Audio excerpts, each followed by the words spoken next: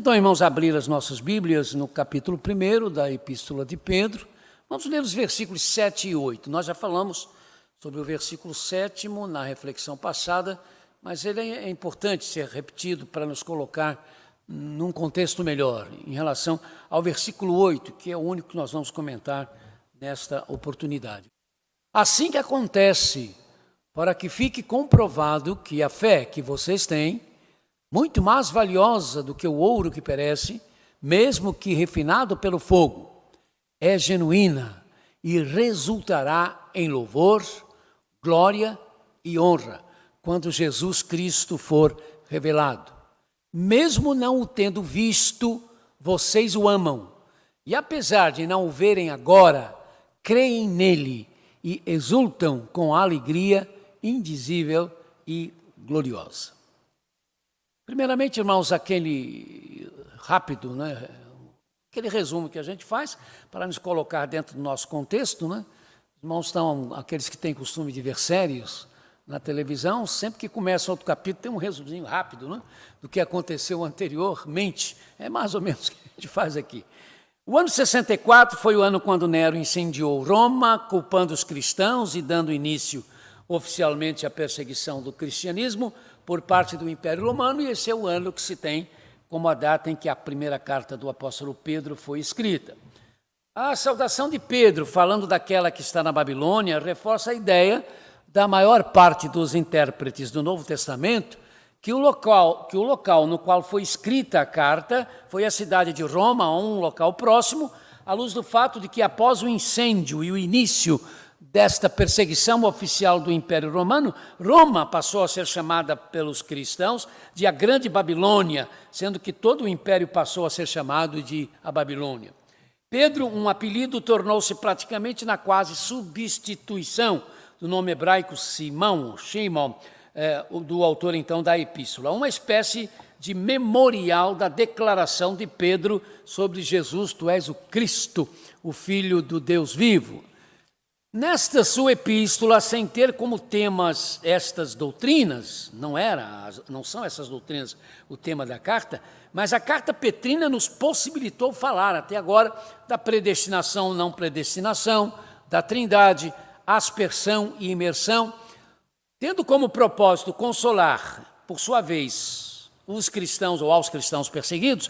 Pedro enfatizou que os seguidores de Jesus, por causa da graça de Deus em Cristo Jesus, não são propriedades deste mundo e que por isso nós cristãos somos como que estrangeiros.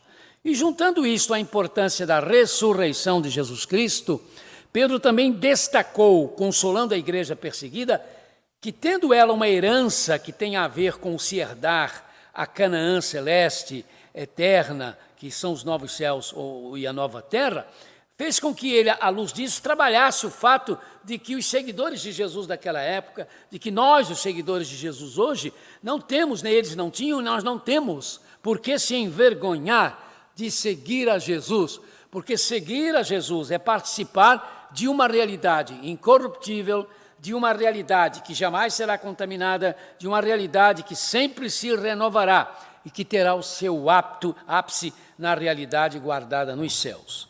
Uma realidade segura nos céus, e ao falar desta segurança, Pedro abordou a segurança dos salvos por Cristo já neste mundo, e aí destacou a fé, que faz com que os salvos sejam protegidos pelo poder de Deus. À luz disso, nós então podemos comentar sobre uma proteção generalizada de Deus ao planeta, ao mundo, à humanidade, ou tudo estaria bem pior do que já está, mas também sobre a proteção de Deus aos que lhe pertencem em Jesus Cristo, ao seu povo, que possui então o poder de exercer a fé, que não é o crer no crer, não é a fé na fé apenas, não, mas é a fé estabelecida em Deus por meio de Jesus Cristo.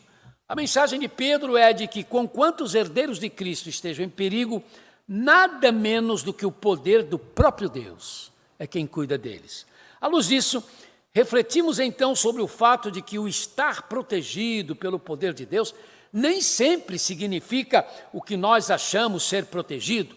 E aí nós lembramos de Paulo, quando escreveu aos Filipenses sobre o passar necessidade, o ter fartura, estar bem alimentado ou estar com fome, tendo muito ou passando necessidade. E do próprio Pedro, né, que falou dos cristãos serem entristecidos por todo tipo de provação.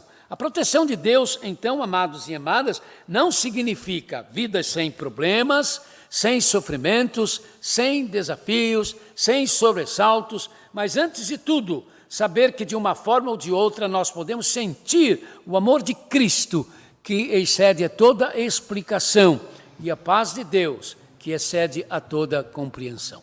A proteção, acima de tudo, está no interior da alma imortal, que por causa da proteção de Deus nunca se perderá. Destacou o apóstolo que a salvação que já foi revelada em termos de mensagem, será um dia revelada em termos de realização, de concretização, e aí sim, literalmente.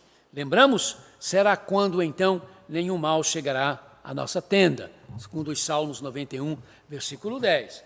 Aí se pôde refletir acerca da aprovação, ficando clara a realidade de que nenhuma fé poderá ser considerada genuína, se não for provada.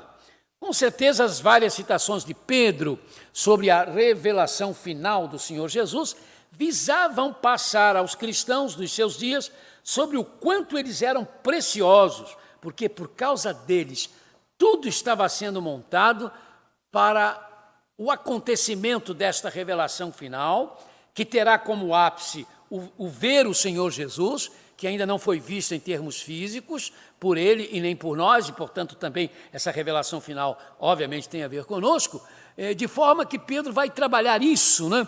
do ver, não ver a Cristo, mas no entanto amar a Jesus Cristo sem vê-lo, e aí nós entramos no estudo desta oportunidade.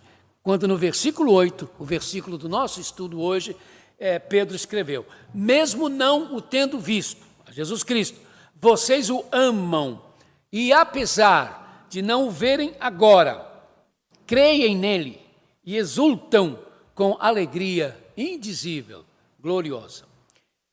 Quando Pedro, meus amados, escreveu isto, sem dúvida o apóstolo estava pensando na sua própria experiência, a de ter convivido com Jesus Cristo, colocando-se então, ao escrever esta carta, diante de todos aqueles que, diferentemente dele, Pedro, não tinham visto Jesus, mas o amavam. E essa é a nossa situação hoje.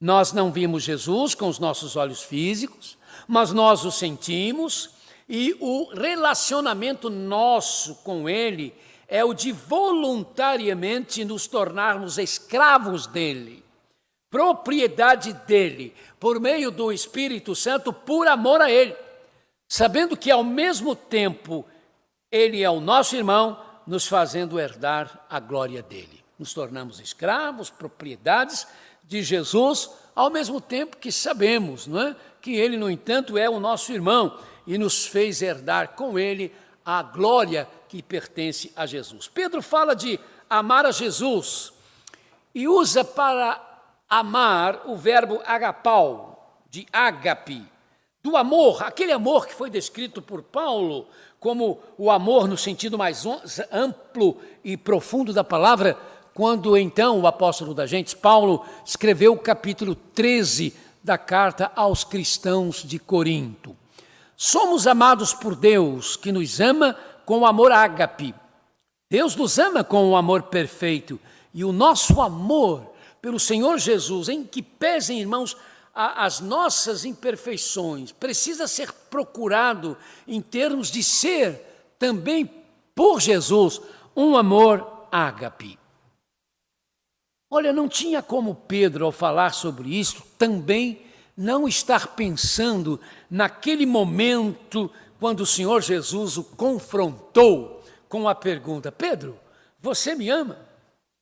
Quando o apóstolo escreveu isso, não havia como ele não estar se recordando aquele momento no Tiberíades, quando Jesus lhe perguntou por 3 vezes: Pedro, tu me amas?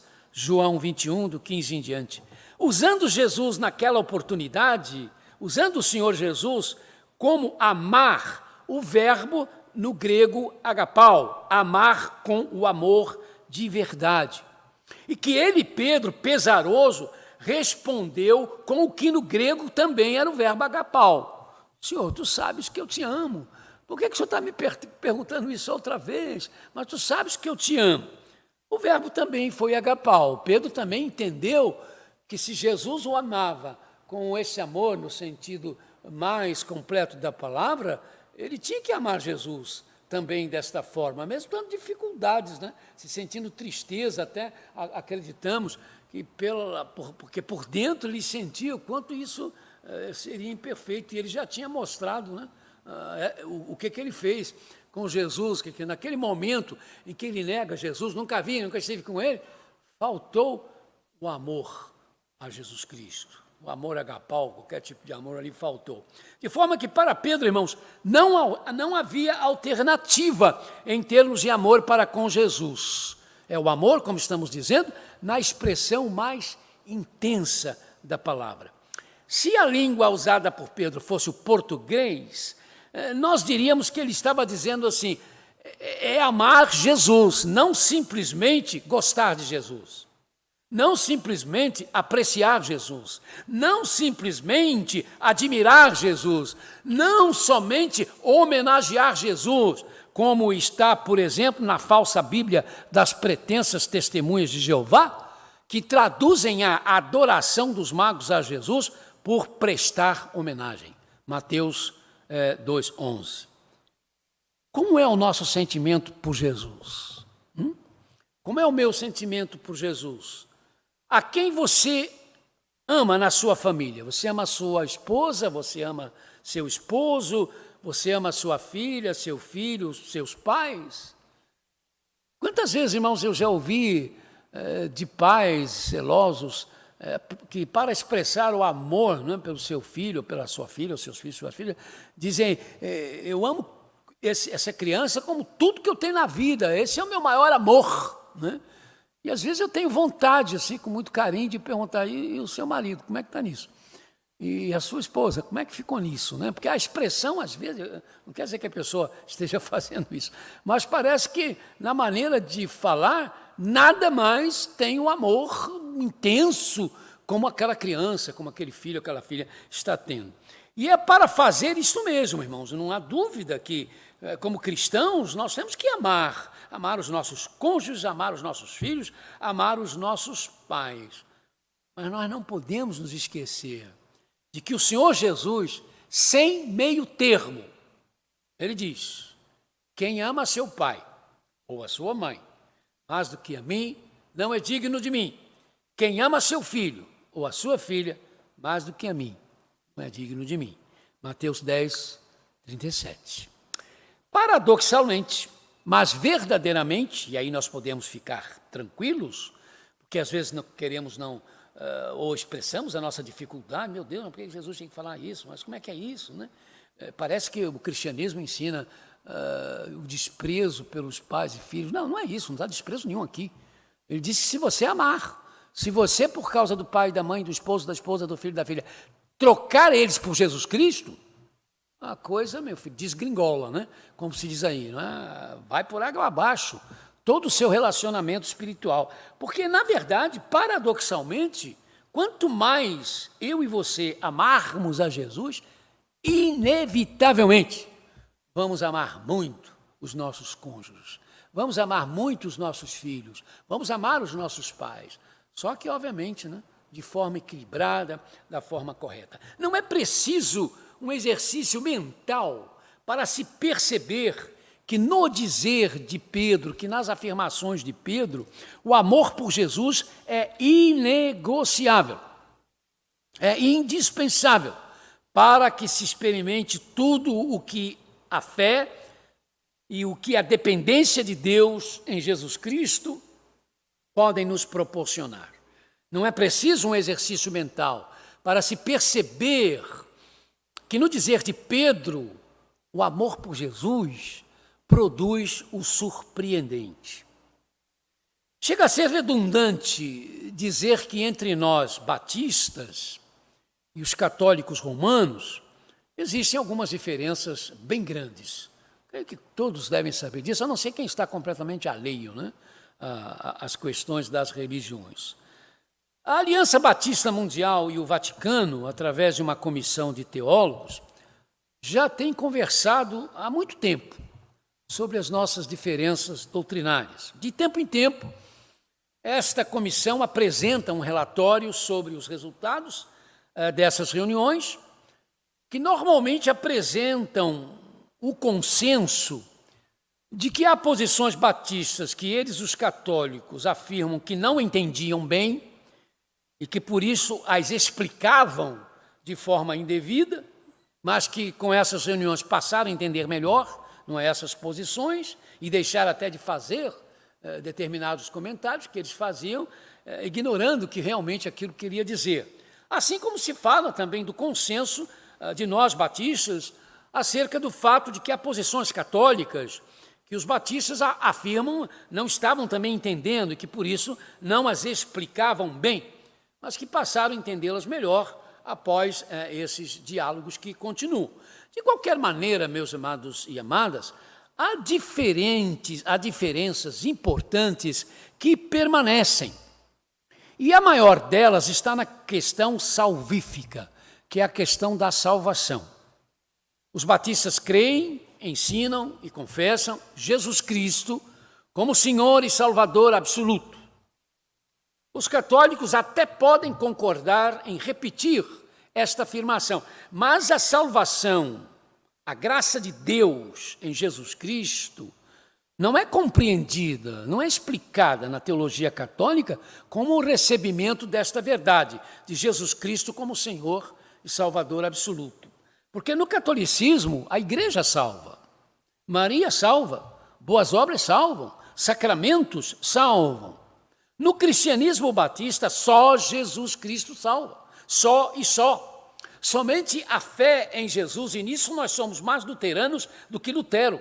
Os solos Cristos de Lutero, somente Cristo, né, que Lutero pregava para nós, se constitui num ponto capital, chave de fé absoluta. E eu estou fazendo esta quase digressão para lhes contar algo sobre o que eu disse há pouco, que o amor por Jesus, no entanto, produz coisas surpreendentes. Não é? Em 1879, depois dos anglicanos entrarem em Uganda, chegaram os primeiros missionários católicos. E ali por voltas de 1883, o rei de um dos clãs mais importantes do que hoje é Uganda, o rei de Buganda, que fez parte como algo meio semi-independente de Uganda até 1989, o rei então de Buganda, chamado Mwanga II Mukasa, desejou tornar-se cristão segundo os ensinos católicos e pediu para ser batizado. Os então missionários da Sociedade dos Missionários da África, chamados de os padres brancos, por causa das cores de suas roupas, sempre brancas, e que eram então os missionários católicos locais, mais interessados nas conversões do que impedir o progresso do protestantismo e das disputas por territórios entre as próprias ordens católicas, ficaram felizes com a decisão do rei. Só que tiveram de dizer ao rei que ele, para ser batizado, teria de assumir o compromisso de seguir a lei de Cristo e que nesta lei não se permitia viver como o rei estava vivendo em termos conjugais. Ele teria que viver de outra forma. A questão é que o rei tinha várias esposas, mas um número maior de rapazes que o serviam sexualmente, como concubinos. E os padres disseram, não, você não pode se tornar cristão assim, você não pode ser batizado. Se você recebeu Jesus, isso aí tinha que mudar, a sua mente, né, tinha que trabalhar e você entender que isso aí não está correto. E nós já lhe explicamos, porque à luz da Bíblia, isso não pode ser aceito. Né? É claro que houve uma tentação muito grande, era uma conquista enorme, né, para o catolicismo no local, a conquista para as suas fileiras daquele rei, mas nisso não, por isso que eu disse que esses missionários estavam meio alheios a essa briga, porque havia uma briga muito grande entre protestantes e católicos, para um ter mais adepto que o outro e aquela coisa toda, e os católicos não brigavam entre si por causa de problemas de territórios, porque uma ordem estava aqui, os dominicanos ali, os franciscanos lá, e eles às vezes se batiam com o outro por causa disso. Mas esses missionários, pelo menos esses, não estavam interessados nisso, não. E foram claros com o rei. O rei ficou enfurecido com a exigência dos missionários e condenou os 7 missionários à morte. E a morte por fogueira, eles iam morrer queimados. Os 7 foram condenados a morrer queimados. E as suas mortes foram testemunhadas até por anglicanos e por pessoas não cristãs. E o que se tem escrito é que enquanto as chamas tomavam os corpos daqueles padres, o que se ouvia dizer da parte deles era: estamos morrendo por amor a Jesus. Estamos morrendo por amor a Jesus. Não, eles não estavam dizendo: estamos morrendo por amor à amada Maria. Eles não diziam: estamos morrendo por amor à Santa Madre Igreja. Eles não diziam: estamos morrendo por amor ao Papa. Eles diziam: estamos morrendo por amor a Jesus. O amor a Jesus foi que deu a última palavra na vida daqueles padres. Adoniram Judson foi o primeiro missionário batista no hoje Myanmar, ou antiga Birmânia. Ele foi chamado à presença de Deus no dia 12 de abril de 1850, aos 61 anos. E hoje os batistas são a maior denominação cristã na Birmânia. Judson foi o autor daquela famosa frase: muitos crentes consagrados jamais atingirão os campos missionários com os seus próprios pés, mas poderão alcançá-los com os seus joelhos. Ele estava escrevendo, irmãos, quando morreu. De repente, parece que teve um infarto, qualquer coisa, mas ele estava escrevendo alguma coisa e ele morreu. Né? Sentiu-se mal e morreu. Demorou um pouco de tempo até para que os que trabalhavam com ele desconfiassem da demora, né, que ele não saía do quarto, e foram então e o encontraram morto, numa posição de quase praticamente ajoelhado e com os braços como se estivesse abraçando alguém. E a última frase que ele escreveu foi: ah, como eu amo o meu Jesus. Não. A última frase de Judson não foi: ah, como eu amo a obra que eu estou deixando na Birmânia. A última frase de Judson não foi: como eu amo a Bíblia que eu consegui traduzir para o birmanês, que ele traduziu por causa do amor de Cristo, mas não foi isso que ele disse. A última frase de Judson não foi: como eu amo a minha denominação. A sua última frase foi: ah, como eu amo o meu Jesus. O amor a Jesus foi que deu a última palavra na vida de Judson. E meus amados e minhas amadas, quão bom será para mim, quão bom será para cada um de vocês, que se eu e você morrermos nesta noite, podermos dizer, quão bom será se pudermos dizer com uma nossa última frase, antes de sairmos definitivamente desta vida, mesmo que só a nossa alma consiga ouvir, porque talvez já não tenhamos mais como falar nada para ninguém. Mas quão bom será se essa também for a nossa última frase nesta vida. Ah, como eu amo o meu Jesus. Que Deus nos abençoe, irmãos, nesse estudo, né? Que o Senhor nos permita prossegui-lo, né? Para chegarmos também ao final da carta de Pedro, que ainda está um pouquinho longe. Deus abençoe a todos, então, nesta noite. Vamos, então, irmãos, impetrar a bênção, né? Dita dos apóstolos, e assim encerrarmos mais um culto. E agora que o amor de Deus, nosso Pai, a graça de Jesus, o Filho, a bendita orientação, consolação do Espírito Santo de Deus, seja conosco, que aqui estivemos nesta gravação, e que esteja com você agora na sua casa, na sua sala, no seu quarto, em outro lugar, ou onde estiver fora da sua casa, e com o povo de Deus presente em toda a face da terra, agora e para sempre. Amém, amém e amém.